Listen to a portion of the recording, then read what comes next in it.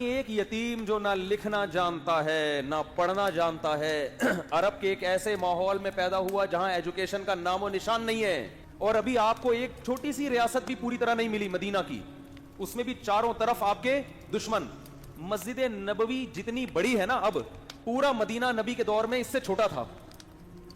سمجھ میں آ رہی ہے؟ جو مدینہ شہر تھا نا، آج جو مسجد نبوی ہے مدینہ شہر اس سے چھوٹا تھا۔ کوئی ماہر آدمی ہو نا، آپ کو بتائے گا مسجد نبی کے اندر یہاں حضرت ابو بکر کا گھر تھا، یہاں حضرت عمر کا گھر تھا، یہاں حضرت ابو ہریرہ آیا کرتے تھے، یہاں یہ ہوتا تھا، یہاں پوری مسجد نبی کے اندر پوری مدینہ کی تاریخ ہے۔ اتنی چھوٹی سی جگہ، بہت کمزور معمولی سی ریاست جو اپنے پاؤں پہ ابھی کھڑی بھی نہیں ہو پا رہی، سنبھل بھی نہیں پا رہے، اور خطوط لکھے جا رہے ہیں ہرقل کو۔ ہے بھائی، خطوط کس کو لکھے جا رہے ہیں؟ بڑے بڑے ملکوں، اس وقت ایسے جیسے رشیا، امریکہ اور برٹش، ان حکومتوں کو خطوط لکھے جا رہے ہیں۔ اس میں کیا کہا جا رہا ہے؟ انی رسول اللہ علیکم جمیعا، مجھے گاڈ نے میسنجر بنا کے بھیجا ہے کہ اس کی طرف۔ آپ کہتے ہیں جب اللہ کو اللہ کہا جائے گا تو گاڈ کیوں کہہ رہے ہو پھر بار بار گاڈ؟ اس لیے کیونکہ یہ لفظ گوروں کے لیے بھی ایکسیپٹیبل ہے نا، گاڈ کو تو وہ بھی مانتے ہیں نا، اللہ کو نہیں مانتے، گاڈ کو تو مانتے ہیں نا، تو اس لیے میں گاڈ کا لفظ استعمال کر رہا ہوں۔ اب میں آپ سے ایک بات عرض کر رہا ہوں کہ دنیا میں اس سے بڑے سفیر کی کوئی مثال مل نہیں سکتی، جو دعویٰ بھی کر رہے ہیں اللہ کی طرف سے تمام انسانوں کا رسول، اور اس دعوے پر عمل بھی کر کے دکھا رہے ہیں۔ بڑے بڑے بادشاہوں کو خطوط لکھ رہے ہیں۔ بعض بادشاہوں نے جب آپ کا خط دیکھا تو اسے پھاڑ دیا۔ آپ نے فرمایا اللہ اس کے اسی طرح ٹکڑے کرے گا جس طرح اس نے میرے خط کو پھاڑا ہے۔ آپ کہہ سکتے ہیں بھائی کسی کے خط کو پھاڑنے پر اتنی بڑی بد دعا کیسے دی جا سکتی ہے؟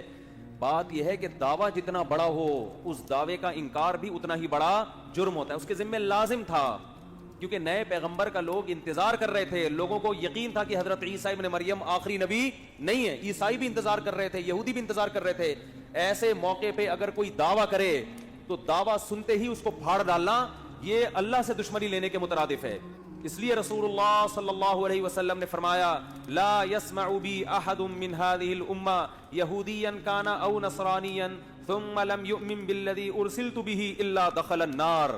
فرمایا میری پوزیشن یہ نہیں ہے کہ کوئی میری دعوت سنے، اس کا دل چاہے تو مان لے، دل چاہے تو نہ مانے، نہ نہ نہ نہ نہ نہ۔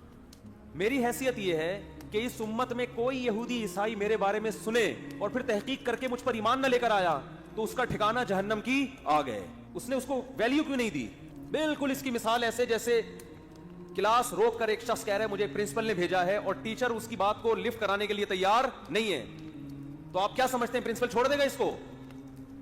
اور وہ کہہ بھی رہا ہے کہ میں سب پوری کلاس کے لیے پیغام لے کر آیا ہوں، اور پیغام بھی بہت اہم ہے۔ آج لبرل لوگ اعتراض کرتے ہیں نا، یہ کیا بات ہے محمد صلی اللہ علیہ وسلم پر کوئی ایمان نہ لے کر آئے تو جہنم میں جائے گا، اتنی سی باتوں پہ جہنم، یعنی وہ کہتے ہیں نا یہ لوگ ذرا سی بات پہ کہاں پھینک رہے ہوتے ہیں جہنم میں ڈال۔ بھائی اتنی سی بات ہے نہیں، کیونکہ دعویٰ یہ کہ مجھے خدا نے بھیجا ہے۔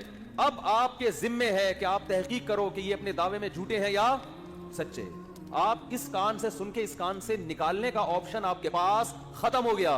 ابھی آپشن نہیں ہے آپ کے پاس کہ ادھر سے سنیں اور ادھر سے نکال دیں گے، یار یہ مسلمانوں کے مذہبی معاملات ہیں، چھوڑو۔ آپ کہہ سکتے ہیں کہ کیا دلیل ہے آپ کے پاس کہ محمد ابن عبداللہ صلی اللہ علیہ وسلم اس دعوے میں سچے تھے؟ کیا دلیل ہے آپ کے پاس؟ ہم کہتے ہیں 1400 سال پہلے جو آپ کی نبوت کے برحق ہونے کے دلائل تھے وہ تو تھے، وہ لوگوں نے اپنی آنکھوں سے دیکھے۔ 1400 سال کے بعد جو آپ کے برحق ہونے کے دلائل ہیں وہ پہلے سے بھی زیادہ ہیں، وہ اس سے بھی زیادہ ہیں۔ اگر خدا محمد صلی اللہ علیہ وسلم کو میسنجر بنا کے بھیجتا اور یہ نہ کہتا کہ یہ آخری پیغمبر ہیں، تو خدا کے ذمے محمد صلی اللہ علیہ وسلم کی تعلیمات کی حفاظت بولو نہیں تھی۔ اللہ کہہ دیتا کہ ان کی تعلیمات جب مسخ ہوں گی تو میں دوسرا پیغمبر بھیج دوں گا۔ خدا نے محمد ابن عبداللہ صلی اللہ علیہ وسلم کے بارے میں 2 دعوے کیے، یہ میرے میسنجر ہیں اور لاسٹ میسنجر، ان کے بعد کوئی نبی نہیں ہے، کیونکہ ساری دنیا کے سارے انسانوں کے لیے۔ اس دعوے میں اللہ نے ایک اور دعویٰ کر دیا کہ ان کی تعلیمات کو میں قیامت تک کے لیے محفوظ کر دوں گا۔ اللہ کے ذمے تھا کہ محمد صلی اللہ علیہ وسلم کی تعلیمات کی حفاظت کرتے۔